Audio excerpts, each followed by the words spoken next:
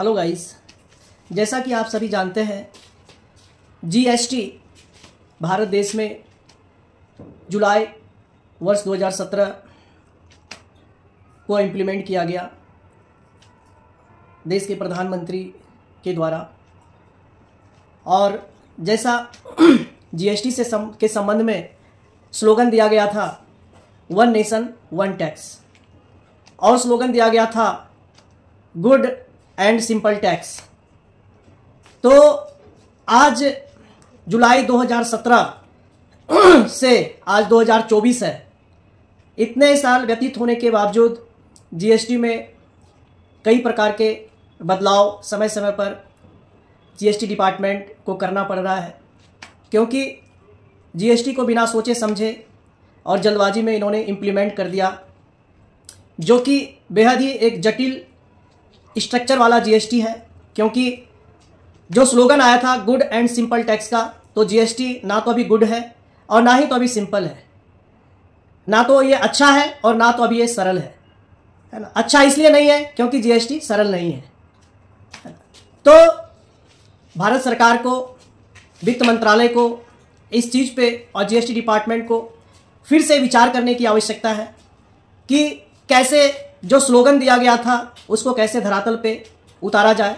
क्योंकि आए दिन जीएसटी में कॉम्प्लिकेशंस को क्रिएट किया जा रहा है, आए दिन जीएसटी को और जटिल बनाया जा रहा है, आए दिन नए नए चीज़ों को उसमें इम्प्लीमेंटेशन करके जो जीएसटी है वो एमएसएमई के लिए, जो माइक्रो मीडियम स्मॉल एंटरप्राइजेज हैं, उनके लिए बेहद जटिल होता जा रहा है। क्योंकि भारत सरकार को मालूम है, वित्त मंत्रालय फाइनेंस मिनिस्ट्री को इस चीज़ का पता है कि जीएसटी में कम से कम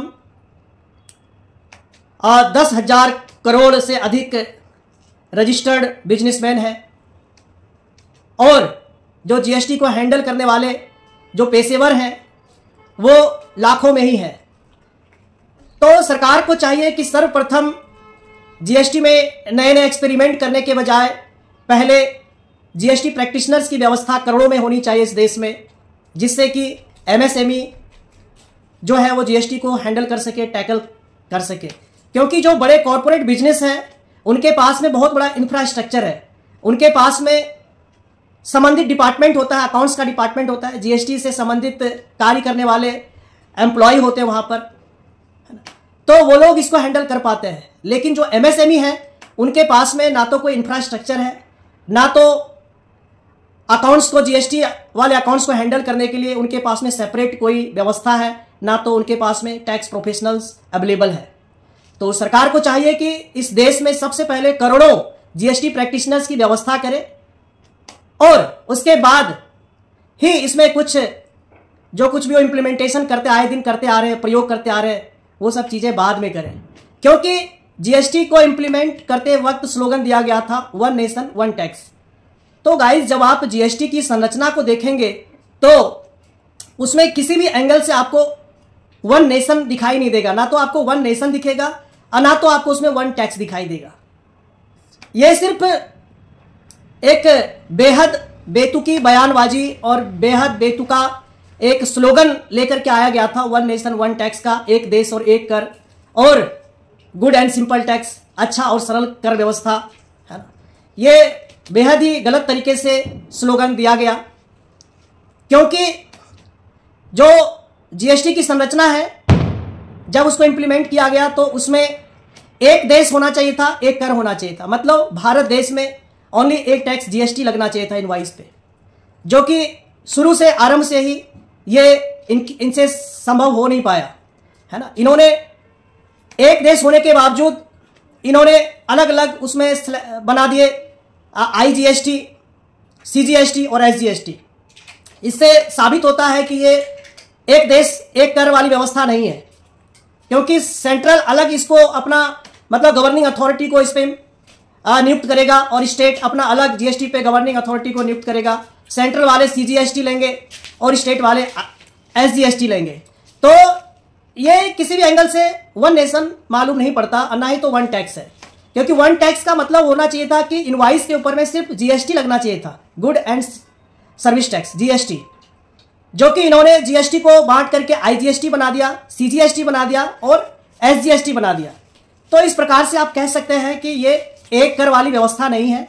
फिर इनसे भी इनका मन नहीं भरा, इनका जी इनसे भी नहीं भरा है ना, और भरेगा भी कैसे, क्योंकि इनके पास में ना तो इस चीज़ की कोई बारीकी से ज्ञान है, ना तो अपने देश की और देश की जो जनता है और देश के जो व्यापारी हैं, क्योंकि जनता ही व्यापार करते हैं इस देश में, ना तो उसकी परख और पहचान है इनके पास में। तो ये अलग अलग करों को लेकर के आ गए, आईजीएसटी, सीजीएसटी, एसजीएसटी, और इनसे इनको जी नहीं भरा, फिर ये सेस ले आए। उसके बाद इन्होंने टीडीएस लगा दिया, फिर इन्होंने टीसीएस लगा दिया, है ना, जीएसटी के अंदर में टीडीएस लगा दिया, टीसीएस लगा दिया, है ना। उसके बाद भी इनको इसमें भी संतुष्टि नहीं मिली, फिर ये आरसीएम लेकर के आ गए, रिवर्स चार्ज मैकेनिज्म। आप सोच सकते हो टीडीएस, टीसीएस, सेस, है ना, सरकार के लिए ये बड़ा आसान हो सकता है, क्योंकि जो एक्सपर्ट हैं, जीएसटी के एक्सपर्ट्स हैं, उन्होंने राय दे दिया सरकार को कि साहब आप सेस लगा दो, तो इनके लिए बहुत छोटी सी बात है, सेस लगा दो साहब।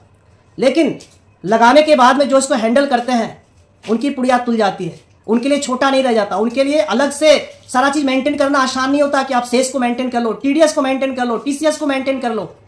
तो ये बेहद ही एक निराशाजनक है और बेहद ही जटिल बनाने वाली कर व्यवस्था है ये, जो सरकार को इस प्रकार के कदम नहीं उठाने चाहिए। और आरसीएम को लेकर के आगे जो रिवर्स चार्ज मैकेनिज्म है ना, इतने सारे चीज ये जीएसटी एक्सपर्ट्स ने इनको राय दे दी, सलाह दे दी, और इन्होंने कभी भी मतदाता से, करदाता से कभी भी नहीं पूछा कि ये लेकर के आ रहे हैं क्या ये सही है, ये लगा दे, नहीं, ये बस मन मतंग अपने आप से ही लगाए जा रहे हैं, जबकि इनको खुद को भी इनका ज्ञान नहीं है। अगर ये सारी चीजें आप इन नेताओं से पूछ लेंगे तो इनका कोई ज्ञान इनके पास नहीं है, सर के ऊपर से सारी चीजें चली जाएंगी। और ये चाहते हैं कि देश के मतदाता, देश के करदाता इन सारी चीजों को हैंडल करें, देश के जो कर पेशेवर हैं जो कि बहुत कम संख्या में है वो इन सारी चीजों को हैंडल करें, तो ये पॉसिबल नहीं है। तो ये बेहद एक जटिल कर व्यवस्था है। और अभी अक्टूबर माह में इन्होंने और भी चीजों को लेकर के आ गए। पहले तो जीटीए पे जो गुड्स ट्रांसपोर्ट सर्विस था, एजेंसी था, उस पर रिवर्स चार्ज लगाया जाता था। अब रेंट के ऊपर में भी ये सर्विस आरसीएम के द्वारा टैक्स कलेक्ट करने की सोचते हैं, है ना। तो कहना आसान है इनके लिए कि आरसीएम के द्वारा आप पे करो, लेकिन इनको संभालना, इनकी अकाउंटिंग करना इतना आसान नहीं है। नहीं तो मैं चैलेंज देता हूं कि जो देश के जो नेता हैं जो इनको इंप्लीमेंट करते हैं जीएसटी एक्सपर्ट्स की सलाह पे, वो एक बार बैठ के संसद भवन में प्रैक्टिकल करके देख लें आप, तो आपको मालूम चल जाएगा, आपकी नानी याद आ जाएगी कैसे सेस को टैकल किया जाता है, कैसे टीडीएस और टीसीएस को कैसे टैकल किया जाता है, कैसे आरसीएम लगाया जाता है ना। तो आपको दिन में ही तारे दिखाई देंगे, है ना। आप टैक्स प्रोफेशनल्स, करदाता और मतदाता के पैसे से जो आप ऐश करते हो संसद भवन में बैठ करके, वो आप भूल जाओगे फिर आप। तो आपसे गुजारिश है, आग्रह है कि आप जो देश के मतदाता हैं, जो देश के करदाता हैं, उनका ध्यान रखें। आप जीएसटी एक्सपर्ट्स की ना सुने आप, वो तो अपना उल्लू सीधा करना चाहते हैं, वो तो आपको थोड़ा कुछ एक नया नाम लेकर के आ जाएंगे कि जीएसटी में ये लगा दो, जिससे कि वो एक्सपर्ट कहलाए और वो अपना उल्लू सीधा करें टैक्स प्रोफेशनल से, टैक्स पेयर से। वो फिर कुछ चीज़ों पे कमी निकाल करके और वो घूस खाएं, वो भी करप्शन करें।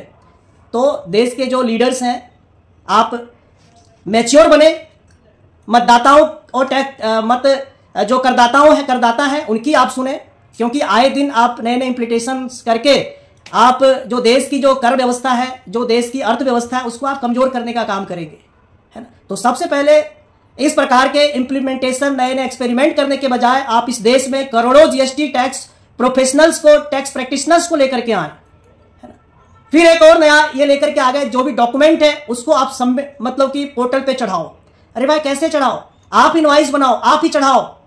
रजिस्टर्ड टैक्स पेयर्स का रजिस्टर्ड इनवाइस अलग चढ़ाओ, अनरजिस्टर्ड अलग चढ़ाओ। ये सब चीजें क्या है? ये कहना आपके लिए आसान है, करना उतना आसान नहीं है। एमएसएमई लोगों के लिए, जो एक माइक्रो, मीडियम, स्मॉल बिजनेसमैन है, इंटरप्राइजेज हैं, इनके लिए आसान नहीं है। ये सब चीजें आप कॉर्पोरेट बिजनेस पे लागू कर सकते हैं, एमएसएमई पे ये आप थोप नहीं सकते हैं।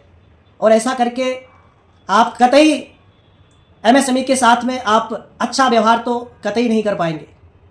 तो जो भी जीएसटी के जो कॉम्प्लिकेशंस हैं वो तत्काल प्रभाव से दूर करें, और साल में एक बार इसमें एडिट करने की फैसिलिटी भी प्रदान की जाए, ताकि जो कुछ भी एरर्स या जो कुछ भी प्रॉब्लम्स उसमें रह जाती हैं, गलतियां उसको सुधारा जा सके।